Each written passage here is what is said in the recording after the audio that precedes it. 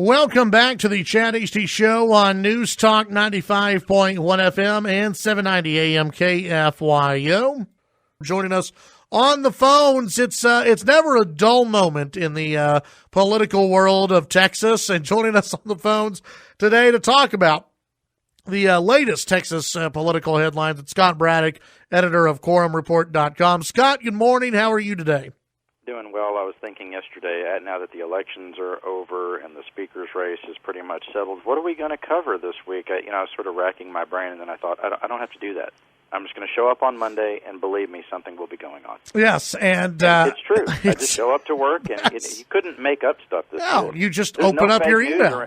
No fake news around here. You don't have to fake it. It's all incredible. Absolutely. Let's take a step back, Scott. Let's talk about where we were going into the weekend with the Texas speaker's race, and this is kind of beginning even last week when you said, "Hey, there's going to be movement." There was movement. You were right. Where were we on, let's say, Saturday of the Texas speaker's race?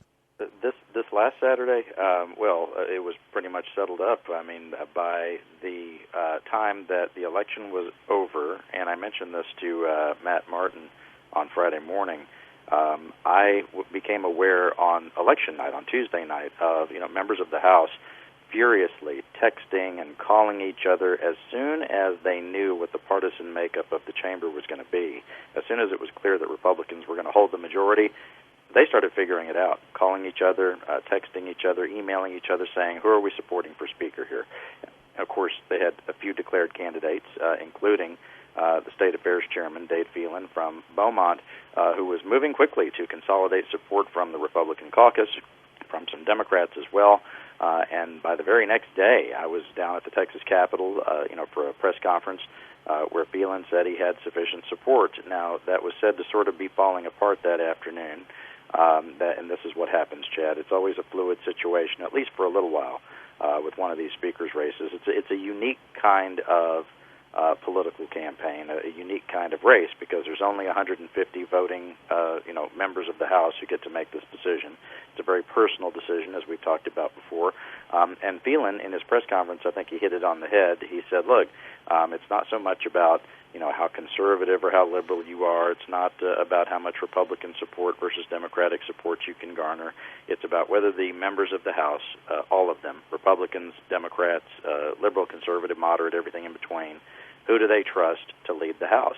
And in his conversations with folks, what seemed to resonate was just that they trust him to be somebody who is going to be an honest broker in the chair, which is going to, during what's going to be a very tough legislative session with, a looming deficit, $4.6 billion budget shortfall is expected, the COVID-19 response, and the legislature's first real chance to weigh in on that, with what's going on with the governor and his disaster powers and whether he's gone too far. And we've talked about, the grumbling from Republicans and Democrats alike who have not been pleased with the governor's performance, and just a whole host of other issues, and redistricting on the horizon as well at some point next year. A lot to tackle, and they think that Phelan is the guy. In the meantime, just this morning, the Republican Party of Texas chairman, Alan West, said that Phelan is a political traitor, quote unquote, because he has turned to Democrats for at least some of his support in running for speaker. Yeah, that's not all he said. Alan West was basically saying there's no way the Republican Party of Texas will get behind Dade Phelan as Texas Speaker of the House. Now, I don't think there's really anything the Texas Republican Party as an organization can do, is there? Not really. I've heard some grumbling from the state Republican Executive Committee members that at least some of them want to censure Phelan. You remember the way they censured Joe Strauss and how that had a huge effect. They want to go ahead and do that as soon as maybe they're meeting in December. I think what it does signal, though, is a fight ahead, among the sort of Republican grassroots and the Republican elected officials in Austin. And a lot of these folks, very conservative members of the Texas House, who will be under fire from the grassroots, from the RPT, who they're saying that, look, and West and others arguing that Democrats should have no say in the way that the leadership is chosen, that the Speaker ought to be elected, selected, and nominated within the Republican caucus. Now, we should say that last week, as the candidates for Speaker were dropping out, the last person to drop out, one of the chairwomen from South Texas, from Victoria, Jeannie Morrison, who's also a conservative, had said that she was, quote, uniting the caucus.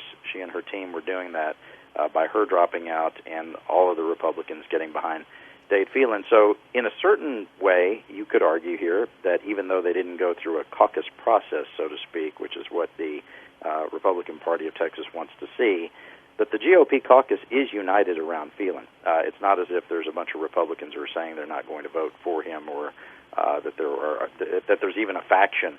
When Speaker Strauss was in office, you remember going back to 2015, there were 19 members of the Republican caucus who voted for somebody else for Speaker, it didn't make a difference as far as Strauss's time in office, but those were said to be the sort of rebels who were siding with the grassroots. And now I don't even see a group of those folks. I mean, Phelan, on his list of commitments, had some of the most conservative members of the House on there, along with Democrats as well. And so we continue to see the same tension, Chad, that the tradition and the way that the Texas House has operated for more than 100 years. This was true when Democrats were in charge. It's true now that Republicans have taken over since 2003, that it really is done in a coalition style with Democrats and Republicans working together.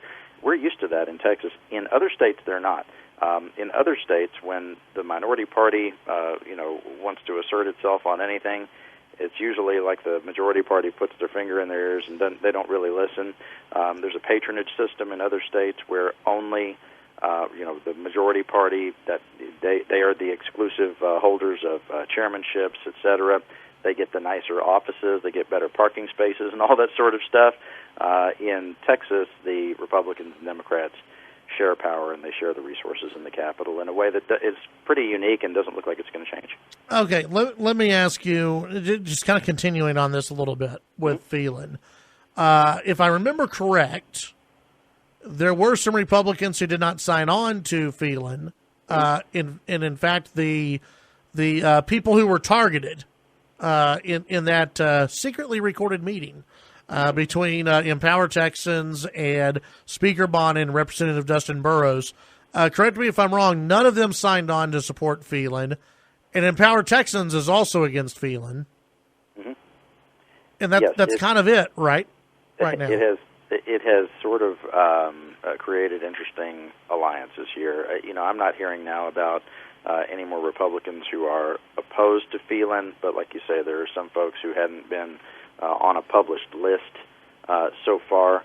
It seems in his comments, Phelan has said that what he wants to do is bring the members of the House together after what was a pretty divisive time with not only Empower Texans attacking the leadership of the House all the time, but then the Speaker on that secret recording trying to cut a deal with Empower Texans, and of course, Dustin Burrows in the room for that, and was part of that scandal, in targeting some of those Republican members.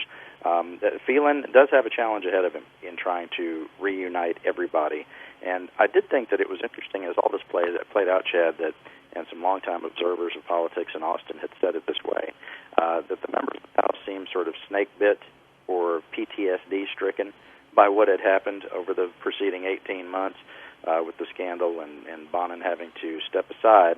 Now the members are putting their faith, their trust in somebody who was part of the Bonin leadership team.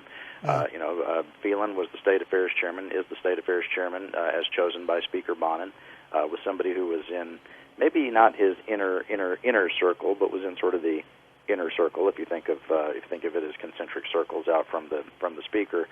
So they're going with continuity here. I don't know that there's going to be a whole lot of change in the hierarchy of the House, but of course who's going to get what chairmanships and all of that, and that will be at the discretion of the Speaker if he is indeed sworn in January, which I do expect. But it is going to be a time when the leadership has to bring everybody together once again after a moment that was extremely divisive and, quite frankly, to your point, was unprecedented in the history of the House. With Representative Dustin Burrows signing on to pledge his support for Phelan, and he was also obviously a Bonin ally. Obviously, he has a pretty powerful chairmanship as of right now. Yeah. Do you anticipate? I've been getting a lot of questions just directed at me, going, are you surprised that Burrows was doing this? To me, it makes perfect sense that Burrows is doing this because a Bonin ally is more likely to give a Bonin ally a good chairmanship, even if that Bonin ally was, not liked by a handful of people right now. That particular Bonin ally from Lubbock has a different issue from some of the others because he was the one on the tape bad-mouthing other members of the House, because he was the one who supplied Michael Quinn Sullivan, the spokesman for Empower Texans, with, even though he says it's not specifically a list, but he was the one who provided the names of the 10 to Michael Quinn Sullivan. It may not even be that he ends up with a lesser chairmanship or a lesser role in the House because of anything that Phelan feels about him, if I could say that. It may be that Burrows is simply not trusted by other members of the House. Once you lose the trust of the members, it's just about impossible to get it back. And even though, of course, Burrows has survived in his seat in the House, it may not be that he does well in the next legislative session because of that. Losing that trust is exactly the reason that Speaker Bonin decided to retire from the House, and he felt that he had no choice at the time. Although I think it's interesting, Chad. I think in retrospect, if Bonin had decided to run again for the seat that he represented, for the district he represented in Southeast Texas, he probably would have come right back. I mean, the people in his district still like him, and I think people in Burrows' district still like him. But as far as what it means for his place in the House, I think that's up in the air. I could argue it either way. It might be that because they were both, Bonin allies and they were in that group, it may be that Phelan, puts him in a pretty decent position, or Phelan might be hearing from, and I suspect this is true, and I've heard some rumblings of this, that Phelan may be hearing from other members of the House who just don't want Burrows to be in any kind of leadership position at all because of the way he behaved on that recording. We could go on probably for a while with Phelan, just kind of we've got time to do that, though, before the legislative session begins. There's always another show. Yeah, that's right. So let's get to some other news that's coming out of out of Austin. Today, pre-filing of legislation begins. Yeah, starting to look at some of that, and, we have, I think, about 300 bills filed already so far. The pre-filing started today at the Capitol, and the House members and the senators can start to turn in the pieces of legislation that they want to see passed. I don't know that any of them are going to be filed today that are the big priorities, although we do see some that are Republican priorities so far. Steve Toth from the Woodlands filed a bill that would ban abortions at 12 weeks. I'm just starting to look through some of these. There are some that have to do with filing for office so far. There are going to be other pieces of legislation that come in. Haven't gone through all 300 of these just yet, Chad, this morning. But we'll get a full rundown for folks this afternoon at quorumreport.com. I would say that it's interesting that what you will see traditionally when they do this, the first day of pre-filing, it's sort of a wish list. Different lawmakers have had things that they're working on, over the interim. There has been less chance to work on things during this interim than in past ones because of the COVID-19, situation, the shutdown, the lockdown, and then, people having to work virtually on things, and the fact that we haven't had real hearings at the Texas Capitol, as much during this interim. It's not just the, once every 2 years for 5 months during a legislative session that legislation really gets worked on. The things that really come to fruition are those things that are worked on during the time that they're not in session, and all of that's been truncated because of the COVID-19 pandemic. So we'll see what they come up with here, but I don't expect any of the giant priorities of House leadership or Senate leadership to be filed, on the very first day. This is just, some of the opening salvos that we're starting to see. Yeah, absolutely. All right, Scott, tell folks what they can find over at quorumreport.com. we'll get a big rundown of all those pre-filed pieces of legislation for you this afternoon. We're also taking a deep dive of what it really means for the Republican Party of Texas to already be at war with the presumptive Speaker of the House. It's going to get even more interesting as we go forward, Chad. There's always something happening in Texas politics and government, and it really is a time for the building of a government now that the election has concluded. So we'll get into all of it for you. At quorumreport.com, you can become a subscriber today. Just hit subscriptions at the top of the homepage. We'll get you signed up. Very good, Scott. Appreciate your time. Thanks, my friend. Talk soon. That's Scott Braddock, editor, quorumreport.com.